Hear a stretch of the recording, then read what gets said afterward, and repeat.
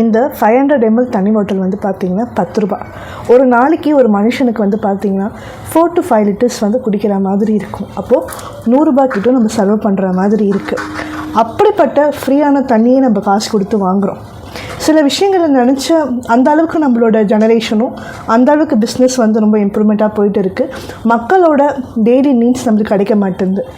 இல்லை ஒரு விஷயம் நிறைய பேர் சொல்கிறாங்க, சிஎம் விஜய் எதுவும் பேச மாட்டுறாரு, எதுவுமே நடக்கலை, எதுனா கிடைக்கல. பட் காவேரி தண்ணி விட மாட்டேன்னு சொல்லிகிட்டே இருந்தாங்க. ஆனால் கடவுள் எடுத்த முடிவு பார்த்தீங்களா, தண்ணி ஆட்டோமேட்டிக்காக தமிழ்நாடுக்கு வந்துடுச்சு. விஜய் பேசினாரா? விஜய் பேசல. விஜய் அங்கே போகிறேன்னு தான் சொன்னார், போக ரெடியாக இருந்தார், சொல்லக்கூட இல்லை. அப்படிப்பட்ட விஷயத்துக்கே காவேரி தண்ணி நம்மளுக்கு வந்துருச்சு. ஸோ இதுலேருந்து என்ன தெரியுது?